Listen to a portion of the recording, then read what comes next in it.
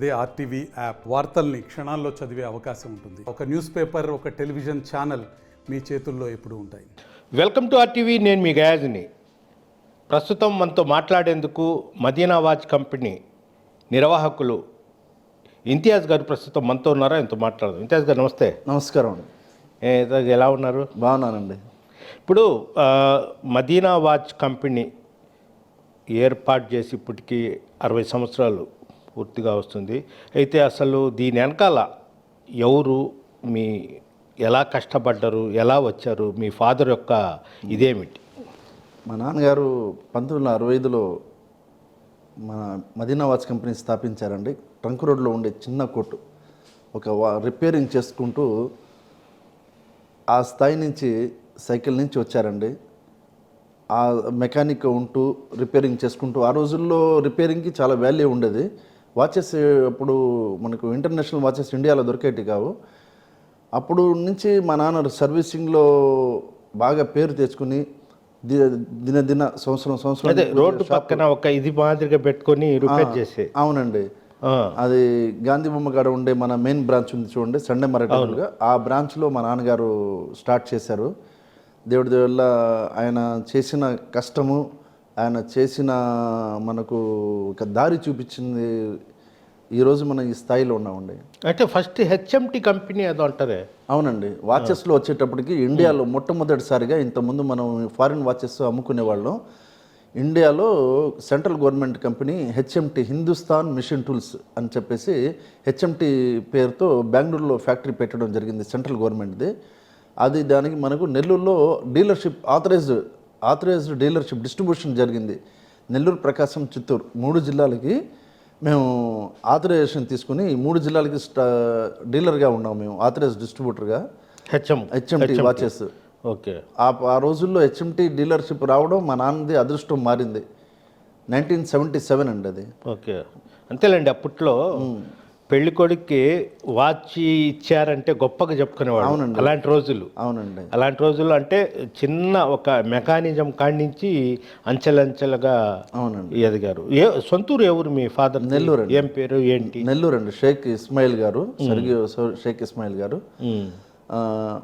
ఆ రోజుల్లో వాచ్, ఉంగరం అంటే పెళ్లి కూతురు వాళ్ళు ఫస్ట్ అబ్బాయికి ఏం పెడుతున్నారు అంటే ఒక వాచ్, ఒక ఉంగరం మా తరఫు నుంచి అని చెప్పేవారు. అవును. అంత వాల్యుబుల్ అన్నమాట. ఈరోజు కూడా ఉంది అదే సంప్రదాయం, కంటిన్యూ అవుతుంది. ఇప్పుడు మగపిల్లల వాళ్ళు వాచ్ కూడా పెట్టడం, లేడీస్ కూడా పెళ్లి కూతురు కూడా వాచ్ పెడుతున్నారు. ఒకప్పట్లో అయితే పెళ్లి కూతురు వాళ్ళే మగపిల్లడికి వాచ్ పెట్టేవారు. ఇప్పుడు 2 పక్కలు కూడా వాచ్ ఇవ్వడం అనేది అది ఒక సాంప్రదాయంగా బాగా ఇంకా మారిందండి అది. అలాగే మీ ఫాదరు ఇస్మాయిల్ గారు 3 సినిమాలు తీశారు అంటారు. ఏమేమి సినిమాలు అసలు? ఈ ఫీల్డ్ నుంచి మళ్ళీ ఎలా పోయారు? ఆయనకు నేను పిక్చర్లో ఒక బ్యానర్ నాది కనిపించాలా, ఒక సినిమాలో నేను యాక్ట్ చేయాలా అనేసి ఒక అభిప్రాయం కలిగినప్పుడు కొద్దిగా ఏజ్ ఎక్కువ అయిపోయింది. సరే ఏదన్నా కానీ నేను ఇంకా నన్ను తీసుకుంటారో లేదో హీరోగా, నేనే ప్రొడ్యూసరు, నేనే హీరో, సొంత బ్యానర్గా ఇస్మాయిల్ ఫిలిమ్స్ అని చెప్పేసి రిజిస్ట్రేషన్ చేసి ఓన్ బ్యానరు. ఓకే. ఆయనే హీరో, ఆయనే ప్రొడ్యూసరు. ఫస్ట్ కట్నాలు కన్నీళ్ళు 88లో తీశారు. కట్నాలు కన్నీళ్ళు. ఓకే. అదేవిధంగా ఒక 2 ఇయర్స్ ఆగిన తర్వాత ఆత్మ పిక్చర్ అని చెప్పి ఒకటి తీశారు. అదేవిధంగా లవ్ గేమ్ అని చెప్పేసి సెంట్రల్ గవర్నమెంట్కి టీవీ సీరియల్స్ ఎపిసోడ్స్ అన్నమాట. అంటే స్టూడెంట్స్ ఏ విధంగా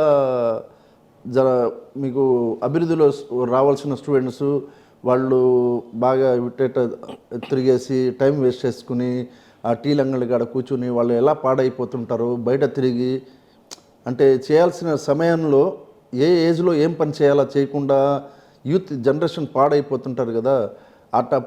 ఆ ఒక ఎపిసోడ్ గురించి ఒక 47 ఎపిసోడ్స్ తీయడం జరిగింది అప్పట్లో. ఓకే. స్టూడెంట్స్ మీద అన్నమాట. అంటే ఏమేమి జరుగుతుంది ఈ సమాజంలో అని చెప్పి. ఇప్పుడు సరే మనకు గూగుల్, సెల్ ఫోన్లు వచ్చినాయి, ఆ రోజుల్లో అవి లేవు కదా. అవును. అప్పట్లో బాగా మంచి మెసేజ్ ఇచ్చి దాంట్లో ఒక 4 రూపాయలు నాన్నగారు సంపాదించుకున్నారు. అంటే ఈ పిక్చర్స్ మొత్తం రిలీజ్ అయినాయా 3? అంటే ఒక్క పిక్చర్ అయితే రిలీజ్ అయిందండి. అంటే నాన్నగారికి కొద్దిగా పిక్చర్స్ అంటే కేవలము సినిమాల్లో చేయాలని ఉద్దేశం అంతే, నేను కనిపించాలా, లాభార్జన కోసం. నేనేదో కనిపించాలా, సినిమాలో నేను రావాలా, నా అట్లా ఒక డ్రీమ్ ఉన్నింది నాన్నగారిది. అదే ఆయన సొంత డబ్బులు కాబట్టి ఆయన బయటపడ్డారు. కానీ మొత్తానికి ఆయన అనుకునింది బిజినెస్లో కూడా అదే విధంగా పేరు తెచ్చుకున్నారు. సినిమాలు రావాలనుకున్నాడు, అదే విధంగా సినిమాలు కూడా వచ్చి సినిమాలు కూడా మంచి పేరు తెచ్చుకున్నారండి ఇండస్ట్రీలో. అలాగే చెప్తారు ఇస్మాయిల్ గారు, కారు కానీ అవునండి, డ్రెస్ కోడ్ కానీ ఇప్పుడు వేసిన డ్రెస్సు మళ్ళీ ఇది అంతా ఇది మెయింటెనెన్స్ చేస్తారు. లాస్ట్కి తుది శ్వాస వదిలే వరకు కూడా ఆయన మెయింటెనెన్స్ అలాగే చేశారంట. అవునండి, అది అవునండి, చాలా నీట్గా ఆయన డ్రెస్ కోడ్, ఆయన వేసుకునే బెల్ట్స్ అయితే కానీ, ఆయన వేసుకునే డ్రెస్సెస్ అయితే కానీ చాలా డ్రెస్సుల మీద చాలా ఎక్కువగా ప్రిఫరెన్స్ ఇస్తారు. ఒక హాఫ్ అన్ అవర్ అయితే రెడీ అవ్వడానికి టైం కేటాయించేస్తారు. ఆ స్థుతి నేను ఆయన చూసే నేను కూడా చాలా వరకు మా నాన్న దగ్గర నేర్చుకున్నాను. ఇప్పుడు ఆనం వివేకానంద రెడ్డి గారు మీ నాయన ఇద్దరు పోటీ అన్నట్టు చెప్తారు. అవునండి, అంటే డ్రెస్ కోడ్స్లో పోటీ అంటారు. నేనైతే ఆనం వివేకానంద రెడ్డి గారి దగ్గర 15 ఏళ్ళు నా ఖాళీ టైం అంతా సార్ దగ్గర గడిపానండి. ఆయన నడిచే నడక కానీ, ఆయన వేసుకునే చెప్పులు అయితే కానీ, నేను వేసుకునే షర్ట్ కూడా ఇప్పుడు కూడా లైన్స్ ఉంటాయి చూడండి, ఆ షర్ట్ నేను రోజు ఇదే షర్ట్ వేస్తాను. ఆ షర్ట్ లైన్స్ అయితే కానీ, ఆయన పెట్టే పెన్స్, ఆయన పెట్టే కఫ్లింగ్స్, ఎందుకంటే ఆయన చూసి ఆయన చూసి ఆయన అంటే అది ఒక తెలియని ప్రేమ అండి, పార్టీ పిచ్చి ఏం కాదు. అదే మీరు ఎప్పుడు అక్కడే ఉండేవాళ్ళు. అవునండి, ఆనం వివేకానంద రెడ్డి గారు అంటే అది ఏందో మా నాన్నగారి తర్వాత నాకు ఈ ప్రపంచంలో ఒక వ్యక్తి ఎవరంటే నాకు ఆనం వివేకానంద రెడ్డి. ఎందుకో ఏమో ఆయన అంటే అంత ప్రేమ, మాట్లాడితే చాలు ఆయన ఆడ చూస్తా ఉండాలనిపిస్తుంది. ఆయన స్టైలు, ఆయన వేసే కలర్లు సేమ్ అదే విధంగా నేను మ్యాక్సిమంగా ఎంతవరకు చేయాలో కాపీ కొట్టేసాను ఆయనది. ఈరోజు కూడా సార్ గారు ఓపెనింగ్స్ ఎలా చేస్తా పోతున్నారో, ఆయన అడుగుజాడలో నడవాలా అనేది ఒక ఏదో ఆ ఫ్యామిలీతో అట్లా సింహపూరి అందగాడ్ అనే పేరు కూడా ఉంది. అవునండి, అవునండి, ఎక్కువగా షాప్స్ ఓపెనింగ్ ఈ మధ్య మీరు ఎక్కువ చేస్తున్నారు. అవునండి, అది దేవుళ్ళ ఏదో ఒకరి ఇద్దరు ఫస్ట్ పిలిచారు, వచ్చిన తర్వాత చాలా బాగా కలిసి వచ్చిందంట వాళ్ళు. అవును, అదే చెప్తున్నారు, ఆయన చెయ్యి ఇంతియాజ్ చెయ్యి బాగా కలిసి వస్తుంది అంటారు. అదేదో గోల్డెన్ హ్యాండ్ అని చెప్పేసి అది ఒక పేరు పెట్టేశారు. అది ప్రతి వారానికండి దేవుళ్ళ 2 షాపులన్నా వాళ్ళు ఓపెనింగ్కి పిలుస్తారండి. నేను కొన్ని అప్లోడ్ చేస్తాను, అన్నీ అప్లోడ్ చేసినా కానీ జనాలు చూసే వాళ్ళలో ఏమన్నా ఎలా పోద్దో ఏందోలే కొద్దిగా 1-2 ఓపెన్ నేను మీకు అప్లోడ్ చేస్తున్నాను, కానీ అన్నీ అప్లోడ్ చేయడం లేదు. ప్రతి వారానికి అయితే 2 అయితే పిలిచి వాళ్ళు నా చేత ఓపెన్ చేయించుకోవాలా. ఇప్పుడు వాళ్ళు ఎంతో కష్టపడి రూపాయి పేర్చుకుని సక్సెస్ అవ్వాలని కోరుకుంటారు. ఎవరైనా కానీ, ఏ ఫ్యామిలీ వాళ్ళైనా కానీ, ఎవరైనా కానీ ఒక వ్యాపారం పెట్టుకునేటప్పుడు మాకు బాగా జరగాల, మనం బాగా సక్సెస్ అవ్వాలా అని ఆ ఒక్క ప్రేమతో వాళ్ళు అది ఎన్నో పూజలు చేసుకుని, ఎన్నో దువాలు చేసుకుని వ్యాపారం స్టార్ట్ చేస్తారు. అదేదో నా చేత ఓపెన్ చేయించుకుంటున్నారంటే వాళ్ళకి నా మీద ఎంత నమ్మకం ఉందో, అది దేవుడు ఇచ్చిన ఇదండి. అది దానికి నేను నా గురించి గొప్ప చెప్పలేను, వాళ్ళు ప్రేమ చూపించే ప్రేమ అండి అది. తేజ్ గారు, ఇంకోటి, ఇప్పుడు రాష్ట్రం మొత్తం మీద ఎన్ని జిల్లాల్లో మీ మదీనా వాచ్ కంపెనీ షోరూమ్స్? మొన్నటి వరకు 1 ఇయర్ బ్యాక్ వరకు నెల్లూరులోనే ఉన్నాయండి 6 షోరూమ్స్. వైజాగ్లో పెట్టామండి, జగదాంబ సెంటర్ వాల్తేరు రోడ్లో అగ్రవాల్ హాస్పిటల్ క్వైట్ ఆపోజిట్ ఒక పెద్ద షోరూమ్ ఓపెన్ చేసామండి. టైమ్ ల్యాండ్ అనే పేరుతో ద బిగ్గెస్ట్ వాచ్ షోరూమ్ అని చెప్పుకోవచ్చు 2 రాష్ట్రాల్లో. దేవుడి వల్ల అది ఇంకా నెక్స్ట్ వచ్చేసి తిరుపతిలో ఓపెన్ చేస్తున్నామండి. తిరుపతిలో ఇంకా 25 డేస్లో ఓపెనింగ్ ఉందండి. తిరుపతిలో కూడా వివి మహల్ రోడ్డు లలిత జ్యువెలర్స్ ఆపోజిట్ అండి. ఎంత కాస్ట్ ఉంటుంది మీ దగ్గర? ఇప్పుడు ప్రజెంట్ నెల్లూరులో కూడా పెద్ద షోరూమ్ ఉంది. అవునండి. ఎంత కాస్ట్, ఎంత నుంచి ఎంత వరకు ఉంటుంది? ఓల్డ్ కూడా ఉన్నాయంట మీ దగ్గర? అవునండి, 90 రూపాయల వాచ్ కానిచ్చండి, ఎన్ని లక్షల రూపాయల వాచ్ కావాలంటే కూడా మేము సప్లై చేస్తాం. మీరు ఎన్ని కంపెనీ చెప్పినా కానీ మనం మీ ఆర్డర్ ప్లేస్ తీసుకుని మేము తెప్పించి ఇస్తాం. మా వద్ద ఇప్పుడు మీరు చెప్పినట్టు గోల్డ్ వాచెస్ కూడా ఉన్నాయి. టనిష్ టాటా వాళ్ళది, అవి కూడా మా దగ్గర అవైలబుల్ ఉన్నాయి. ఓకే. మీరు కోరిన ప్రతి ఒక్క వాచ్ సేల్స్తో పాటు సర్వీస్ కూడా అండి. మేము సర్వీస్కే మేము ఈరోజు ఎంత పేరు వచ్చిందంటే మదీనా వాచ్ కంపెనీకి, అమ్మిన తర్వాత ఆ సర్వీస్ ఇవ్వడమే గొప్ప అండి. ఎవరన్నా అమ్మేస్తారు, వచ్చిన తర్వాత అది ఏదన్నా ప్రాబ్లం అయ్యి వచ్చిందంటే అప్పుడు రెస్పాన్స్ ఇవ్వడమే గొప్ప అండి. ఇప్పుడు చాలామంది తొందరపడి ఆన్లైన్ నుంచి తెప్పించుకుంటారు, దాని తర్వాత ఎవరిని పోయి అడుగుతారండి? ఏదైనా ప్రాబ్లం వస్తే ఆన్లైన్ వాడు వచ్చి మీకు ఏమైనా చేస్తారా? లేదు, ఏదో రిపేరింగ్ షాప్కి తీసుకెళ్ళాలా, అది కూడా ప్రొఫెషనల్ రిపేరింగ్ షాప్ అంటే మదీనా వాచ్కి రావాల్సిందే నెల్లూరులో అయితే. ఇంకా వాళ్ళు ఇంకా మదర్ డబ్బులు పెట్టి చేసుకుంటారు కొని, అంతలో ఇది పెట్టి ఆన్లైన్లో కొని మళ్ళీ మదర్ ఒక 3,000 2,000 ఇచ్చి మళ్ళీ డబ్బులు పెట్టి మదర్ సర్వీస్ చేయించుకుంటారు. అదే మదర్ డైరెక్ట్ కొంటే మేము సర్వీస్ ఫ్రీగా చేసిస్తాం కదా, విత్ ఇన్ వారంటీలో. 2 years, కొన్నింటికి 2 years ఉంటాయి, కొన్నింటికి 5 years ఉంటాయి. అట్లా ఆ వారంటీ పీరియడ్లో మదర్ ఫ్రీ అయిపోద్ది కదా. అవునవును. అది ఒకటి జనాలు గమనించాలండి. అదే కూడా మీ షాప్లో పనిచేసే ఉద్యోగస్తులకి మీరు భోజనాలు కూడా మీరే పెడతారు, ఇదంటారు. మొత్తం స్టేట్లో ఉండే 3-4 చోట్ల షోరూమ్ మొత్తం మీరే చేసి మీరే ఇది చేస్తారు. అదేవిధంగా సేవా కార్యక్రమాలు కూడా ఈ మధ్యన ఎక్కువగా చేస్తున్నారు. అవునండి. ఎట్లా? అది దేవుడు ఇచ్చిన అవకాశం అండి. అది మా నాన్నగారు ఉన్నప్పటి నుంచి కూడా మేము మధ్యాహ్నం భోజనం మా స్టాఫ్ అందరికీ మేమే ప్రొవైడ్ చేస్తామండి. ఒక శుక్రవారం ఆదివారం వాళ్ళకి బిర్యానీ తినే వాళ్ళు బిర్యానీ తింటారు, మొత్తం మేమే ప్రొవైడ్ చేస్తాము. మధ్యాహ్నం భోజనం అయితే కానీ ఈవినింగ్ టిఫిన్ అయితే కానీ మేమే వాళ్ళకి ఇస్తూ, అదేవిధంగా ఎవరైతే బాగా సేల్స్ చేస్తారో వాళ్ళకి గమనించి వాళ్ళకి ప్రమోషన్స్ ఇచ్చి ఇన్సెంటివ్స్ ఇచ్చి వాళ్ళకి ఒక నమ్మకం, ఇక్కడే వాళ్ళకి బాగా నమ్మకంగా ఉంది, ఇక్కడ మనం ఇక్కడే ఉంటాము అని వాళ్ళకి నమ్మకం కుదిరించి వాళ్ళకి ఎవరైతే టాలెంటెడ్గా చేస్తుంటాడో ఆ అబ్బాయిని ఇంకా ప్రమోషన్స్ ఇచ్చి ఇంకా మంచి శాలరీస్ ఇచ్చి వాళ్ళకి ఒక సొంత బిడ్డలాగా చూసుకుంటానండి. వర్కర్ లాగా నేను ఏ రోజు చూడలేదు. మా స్టాఫ్ ఎంతమంది ఉన్నారో వాళ్ళకి ఏ రోజు కూడా నేను రే తురే అని పిలవలేదు. నేను నా బిడ్డల్లాగా చూస్తానండి. కాబట్టి నా దగ్గర వాళ్ళు మా నాన్న హయాం నుంచి ఉండే వాళ్ళు కూడా ఉన్నారండి. ఇప్పుడు 45 years నుంచి ఏజ్ వాళ్ళు కూడా నా దగ్గర ఇప్పుడు పనిచేస్తున్నారండి. 45 years నుంచి సిన్స్ అదే లేకుండా వాళ్ళని బ్యాలెన్స్గా చేసుకుంటూ వస్తున్నానండి. ఇప్పుడు మీరు లయన్స్ క్లబ్లో ఇది చేస్తున్నారు, మెడికల్ క్యాంపులు పెడుతున్నారు, అదేవిధంగా కొన్ని ఆపరేషన్స్, గుండె ఆపరేషన్స్ అలాంటివి కూడా చేయిస్తున్నారు. ఈ మధ్యన అన్నదాన కార్యక్రమాలు రకరకాలు చేస్తున్నారు. ఓకే, అంతవరకు బాగానే ఉంది.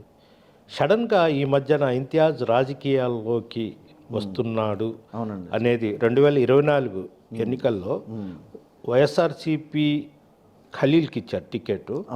ఖలీల్ టికెట్ వద్దు, ఇంతియాజ్కి ఇవ్వాలని వేమిరెడ్డి వాళ్ళు కొంతమంది ఒక వర్గం, ఇంతియాజ్ వాళ్ళు అయితే ఖచ్చితంగా వాళ్ళు ఎడ్యుకేటు ₹4 ఖర్చు పెడతారు, బలం ఉంది అనేది చెప్పారు. సడన్గా అంటే మీరు కోరారా లేదంటే వాళ్ళు వచ్చి? అస్సలు నాకు ఆలోచన కూడా లేదండి. వాళ్ళు నేను చేసే సేవలు గమనించి, మీరు చెప్పారు చూడండి ఇందాక, మీరు చాలా సేవలు చేస్తుంటారు అని చెప్పారు కదా, ఆ సేవలు వాళ్ళు గమనించి నేను చేసే 15 ఏళ్ళ నుంచి నేను లయన్స్ క్లబ్లో గ్రేటెస్ట్ కమిటీ చైర్మన్గా ఉన్నానండి. అవును. ఒక్క 1 year చేస్తారు ఆ పదవి. 15 సంవత్సరాల నుంచి నేను ఈ రోజు కూడా లయన్స్ క్లబ్లో ఆ సేవలు చేసుకుంటా వస్తూ, అదేవిధంగా ప్రతి ఒక్క చోట్ల ఒక నెలకి ఏదో ఒక చోట్ల అన్నదానాలు నా వంతు నేను ఎంతవరకు నా సొంత నిధులతో నేను ఎంతవరకు చేయగలుగుతానో ప్రతి నెల అన్ని చోట్ల నేను అన్ని చెప్పుకున్నాను అన్నమాట. ఒక చేత్తో చేసింది మాలో చూపించకూడదు, అది ఇస్లాం ధర్మంలో అంతే. నేను అవన్నీ నేను బయట చెప్పను అనమాట. అలా అవన్నీ చేసుకుంటా వస్తున్నాను కాబట్టి ప్రజలకు తెలుసు నేనేం చేస్తున్నానో, అది పెద్దవాళ్ళు కూడా గమనించారు. అది సో ఈ అబ్బాయి ఉంటే బాగుంటుంది మైనారిటీకి అని చెప్పేసి సార్ వాళ్ళు అనుకుని నా పేరు తీసుకురావడం జరిగింది. ఆ రోజుల్లో కూడా ఆల్ ఛానల్స్లో కూడా వచ్చింది. నేను అప్పుడు నా దగ్గర రావడం జరిగింది. వాళ్ళు సార్ మీరు పాలిటిక్స్లో రావాలండి, మీరైతే బాగుంటుంది అని చెప్తే నేను అప్పటికి సడన్గా ప్రిపేర్లో లేను. అంటే నేను వ్యాపారస్తుని, బిజినెస్ చేసుకుంటా ఉన్నాను. సడన్గా చెప్పేటప్పటికి నేను ఆలోచించి చెప్తానండి అని చెప్పేసి, దాని తర్వాత నాకు నా మిత్రులకి మా బంధువులకి, శ్రేయభిలాషులకి అందరికీ నేను ఒక 10 days మాట్లాడడం జరిగితే ప్రతి ఒక్కరి కాడి నుంచి నువ్వు వస్తే బాగుంటుందబ్బా, నువ్వు వస్తే బాగుంటుంది, నీలాంటి వాళ్ళు రావాలా, నువ్వు కుల మతాలకి అతీతంగా ఉంటావు, ఏ రోజు కూడా కాంట్రవర్సీ లేదు, నువ్వు ఎవరి గురించి నువ్వు తప్పుడు చెప్పింది లేదు, నీలాంటి వాడు రావాలా అని చెప్పేసి వాళ్ళు పాజిటివ్ వేవ్స్ ఎప్పుడైతే నాకు చూపించారో వెంటనే నాకు ఒక తెలియని ఇది వచ్చింది, ఒక ధైర్యము. నేను చేయగలుగుతాను, వ్యాపారమే కాదు, నేను దీంట్లో కూడా రాగలుగుతాను, పొలిటికల్లో కూడా రాగలుగుతాను అని చెప్పేసి నాలో ఒక ధైర్యం ఎప్పుడు వచ్చిందంటే, ఎప్పుడైతే ప్రజలు కోరారో రోజుకండి మన షాప్ కాడ కానీ మా ఇంటి కాడ కానీ ఎంతోమంది వచ్చి ఈరోజు కూడా ఎంతోమంది వచ్చి వాళ్ళ సమస్యలు కొన్ని చెప్తారు. నా వల్ల అయింది, నేను చిన్న పనులు చేయించి పంపిస్తున్నాను, నా వల్ల ఏ వరకు లేదు, పెద్దవాళ్ళతో చేయించేవి ఉంటాయి, వాళ్ళకి కూడా ఫోన్ చేసి సార్ ఇది మన వాళ్ళు సార్ అని చెప్పేసి చేయించడం జరుగుతుంది. ఈరోజు కూడా ఎంతోమంది ఇంటికాడ షాప్ కాడ వస్తున్నారు, వాళ్ళందరికీ చేస్తా పోతున్నాను.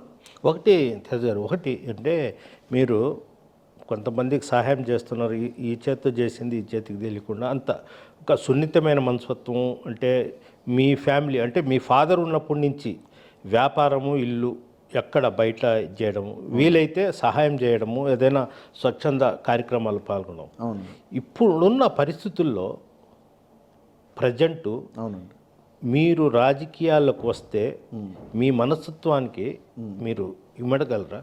అంటే ఇప్పుడు ప్రజలు కోరుతున్నారు కాబట్టి ఖచ్చితంగా రావాలని ఒక మనసారా నేను ఒక డిసైడ్ అయితే చేసుకున్నాను. రావాలా, అందరికీ సేవ చేసే గుణం అండి నాది. మా నాన్నగారు కూడా అట్టే చేసేవారు.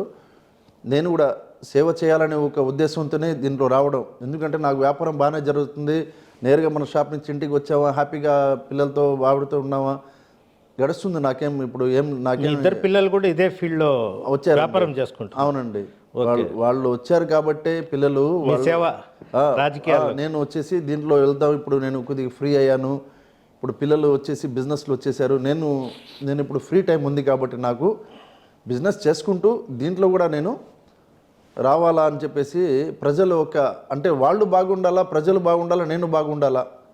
ఇప్పుడు నేను బాగున్నానంటే ప్రజలు కూడా బాగుండాలని నేను మనసారా కోరుకుంటున్నానండి. మీరు ఎప్పుడు దేవుడిని ప్రార్థించుకుంటూ దేవుడితో ఒక భయం భక్తితో ఉంటున్నారు, అదేవిధంగా ఈ అనవసరమైన విషయాల్లో జోక్యం చేసుకుని వ్యాపారం ఏంటి, ఎవరికైనా సహాయం చేయాలా, ఏదైనా మంచి కార్యక్రమం చేయాలి.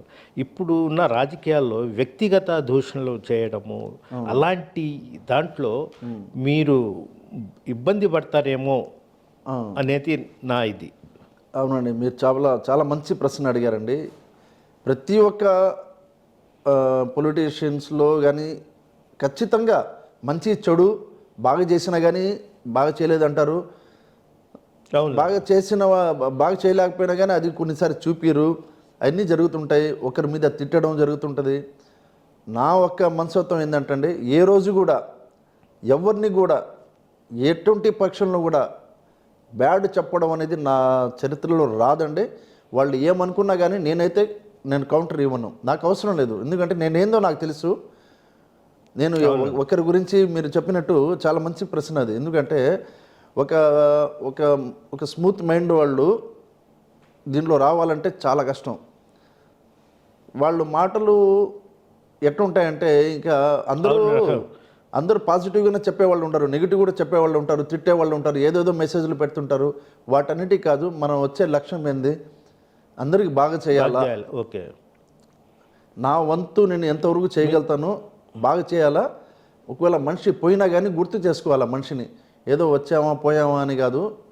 ఆ మనిషి చచ్చిపోయినా కానీ అరే బాగా చేసేలేట్రా ఆయన, ఒకరికి హాని చేయలేదు, ఒకరికి తిట్టలేదు, ఒకరికి బాగా చేసాడే కానీ ఒకరి గురించి చెడు చెప్పలింది లేదు అని చెప్పేసి ఆ స్థాయికి నేను ఎదగాలండి, అంతే. అంటే మీ శ్రేయభిలాషి వేమిరెడ్డి ప్రభాకర్ రెడ్డి వాళ్ళ కుటుంబం కూడా అంతే. ఎవరిని విమర్శించరు, ఒకరు ఇది చేసినా మౌనంగా వెళ్ళిపోతారు. అంటే మీ మనస్తత్వం కూడా సేమ్ అదే, అందుకోసం కనెక్ట్ అయ్యాను. అవునండి, దేవుడు అట్ట కనెక్ట్ చేశాడు. అవును. అదేవిధంగా నేనైతే నా లైఫ్లో టైం మొత్తం ఎక్కువగా ఆనం వాళ్ళ ఫ్యామిలీతోనే గడిచిందండి. ఇప్పుడు ఎప్పటికి ఉంటుంది అది, ఆనం వాళ్ళ ఫ్యామిలీతో ఎప్పటికీ ఉంటుంది. అదేవిధంగా మనం సారు నా పేరు తీసుకురావడం, ఇంతియాజ్ అయితే బాగుంటుందని చెప్పేసి అధిష్టానం కాడ తీసుకెళ్ళడం, అది కూడా చాలా బాగా మంచి విషయం అండి. అది కూడా ఇంకా ప్రజలు ఒక రావడం, మీరు వస్తే బాగుంటుందని వాళ్ళు కోరుకున్న దాన్ని బట్టి ఖచ్చితంగా దేవుడు ఆ టైం రాస్తాడు. ఒకరోజు మంచి అట్మాస్ఫియర్ తెస్తానని చెప్పేసి ఒక నమ్మకం ఉందండి నాకు. ఇంకొకటి, నెల్లూరు నగరంలో గాంధీ విగ్రహం, పొట్టి శ్రీరాములు, అంబేద్కరు అంటే ఫస్ట్లో చేయడం బాగా చేసేసి తర్వాత ఇప్పుడు చూస్తే చాలా ఇది ఉంది. వాటిని మెయింటెనెన్స్ నేను చేస్తానని కూడా మీరు ముందుకొచ్చారంట. అది కూడా మెయింటెనెన్స్ కూడా మీకే అప్పగిచ్చారు స్వచ్ఛందంగా. అంటే అవి మీ చేతి డబ్బులే లక్షలు అవ్వాలా, మెయింటెనెన్స్ అంటే కష్టమని. ఎందుకు ఆ నిర్ణయం తీసుకున్నారు? యాక్చువల్గా మొన్న ఒకసారి నేను మన మినిస్టర్ గారు ఆనం రామనారెడ్డి గారు ఇంట్లో కూర్చుని మాట్లాడుతున్నప్పుడు, సొసైటీ కోసం నువ్వు ఏదో ఒకటి చేయాలబ్బా, ఊరికనే మాట్లాడితే కాదు అని చెప్పారు ఆనం రామనారెడ్డి గారు. సార్, నీ వంతు నీ ఏదో ఒకటి చెయ్యి, ఊరికనే పాలిటిషియన్లో వస్తాను అది అంటే ఈ మాటలు కాదు, ఏదో ఒకటి నువ్వు ప్రజల కోసం, సొసైటీ కోసం ఏదో ఒకటి చెయ్యి అని చెప్తే నేను ఒక ఆలోచించి, సార్ ఈ విగ్రహాలు చాలా వరకు మెయింటెనెన్స్లో సరిగ్గా లేవు. ప్రతి ఒక్క సెంటర్లో చెట్లన్నీ చాలా కొన్ని విగ్రహాలకైతే అసలు మొత్తం చెట్లన్నీ వెళ్ళిపోయి పాడైపోయి పుచ్చిపోయి ఉండే, దానికి ప్రాపర్ లైటింగ్ లేదు, దానికి పట్టించుకునే వాళ్ళు లేరు. దాని ఏదన్నా ఫంక్షన్లు జరిగితే దాని మీద పోస్టర్లు వేసేయడం, సినిమా పోస్టర్లు వేసేయడం, అలా నీట్నెస్గా లేదు. కొన్ని విగ్రహాలు నా వరకు నేను ఎంతవరకు చేయగలుగుతానో ఆ విగ్రహాలు చేస్తాను సార్ అని చెప్తే, సార్ వెంటనే లెటర్ రాసి పోయి నారాయణ గారు కూడా చూపించి, మినిస్టర్ నారాయణ గారి దగ్గర చూపించి, ఇది కూడా నువ్వు ఆయన ఒప్పించి ఈ పని స్టార్ట్ చేసి, అదేవిధంగా నువ్వు ఎంతవరకు చేయగలుగుతావో ఇట్లా చేసుకుంటా పో, ఆ దేవుడు అనేవాడు ఆయన గమనిస్తున్నాడు, నీకు ఖచ్చితంగా ఒక మంచి పోస్ట్ అయితే పెద్ద ఇదిలో వస్తుంది. చేసుకుంటా పోతేనే ఆయన ఊరికని రాదు, ప్రజలు కూడా మనం ఒప్పించాలా, మనం ఏంది అనేది వాళ్ళకి చూపించాలా. వాళ్ళు ట్రాన్స్పరెన్సీ ప్రజలు ప్రతి ఒక్కటి గమనిస్తారు. ఈరోజు మనకు పిలిచి మా చేత ఓపెన్ చేస్తున్నారంటే నా చేత నేనేం పెద్ద మనిషిని నేను అనుకోవటం లేదు. వాళ్ళ దాంట్లో సంపాదించిన దాంట్లోనే వాళ్ళు నా మీద పెట్టిన నమ్మకము, ఆ నమ్మకాన్ని అదేవిధంగా హెల్ప్ చేయాలా, ప్రతి ఒక్కరికి అందరూ బాగుండాలా, నా కాన్సెప్ట్ అదేనండి. నేను మొన్న ఒక రావులపాలెం ఏదో విలేజ్లో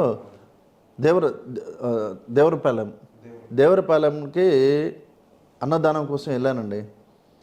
అక్కడ చూస్తే చాలామంది ఏమంటే టౌన్లో ఆడాడ ప్రతి ఒక్కరు అన్నదానం చేస్తుంటారు.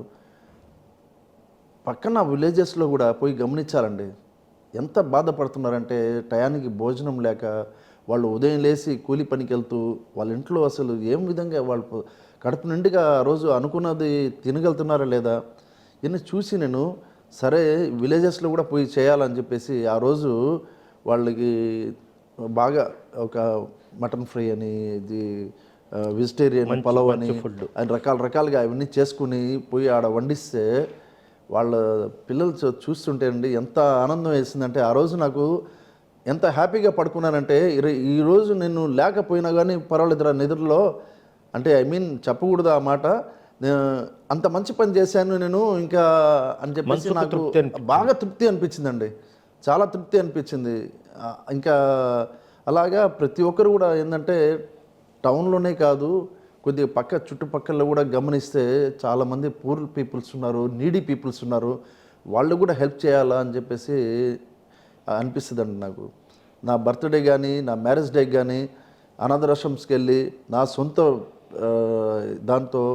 మా పిల్లలతో కూడా మేము ముగ్గురు కలిసి భోజనం పెట్టించి వాళ్ళకి వడ్డిచ్చి వాళ్ళ బ్లెస్సింగ్స్ తీసుకుంటుంటాం. అదే ఒక్క మైనార్టీయే కాకుండా మీరు క్రిస్టియానిటీ, హిందూ టెంపుల్స్లో, చర్చిల్లో మొత్తం కొన్ని కార్యక్రమాలు కూడా చేస్తారంట. చేస్తుంటామండి.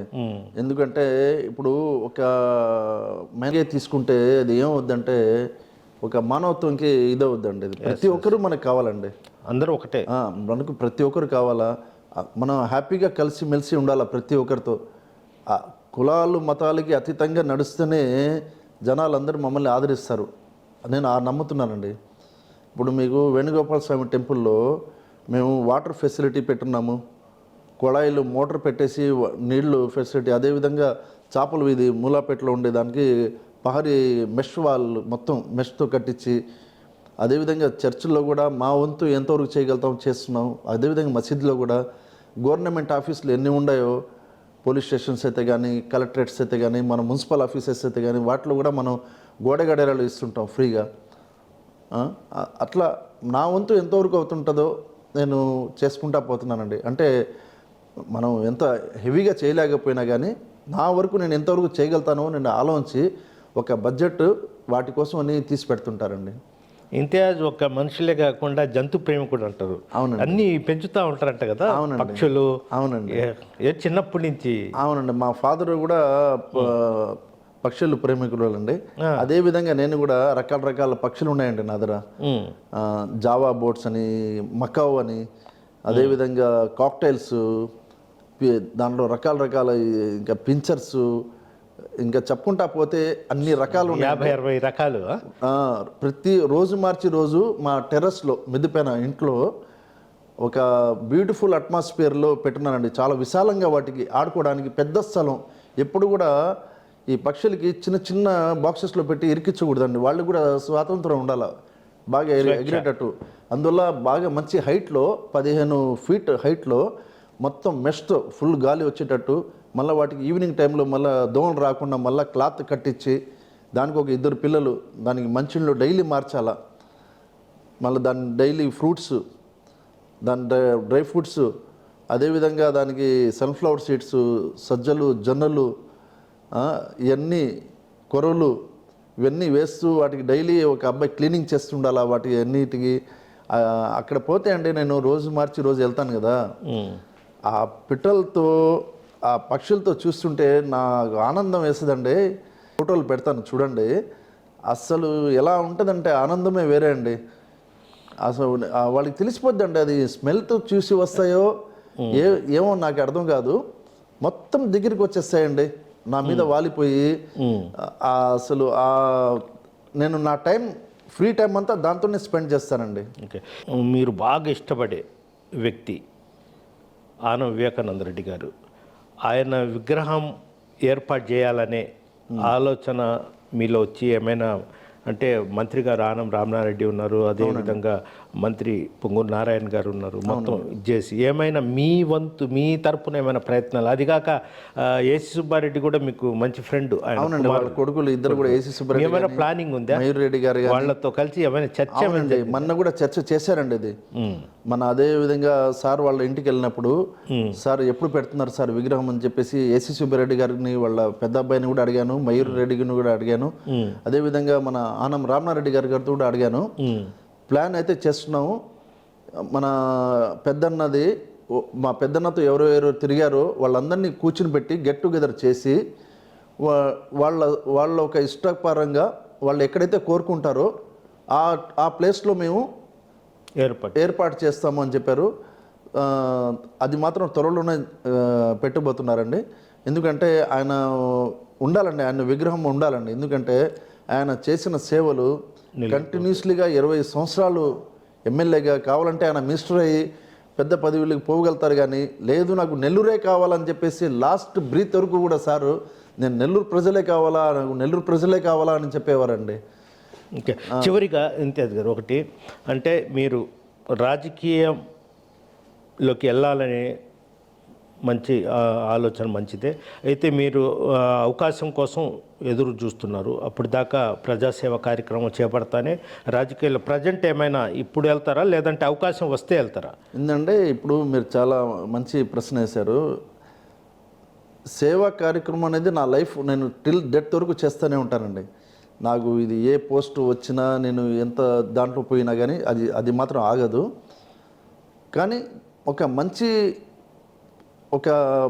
మంచి పొజిషన్లో ఉండే పోస్టే తీసుకోవాలని నా ఒక యాంబిషన్ ఉందండి.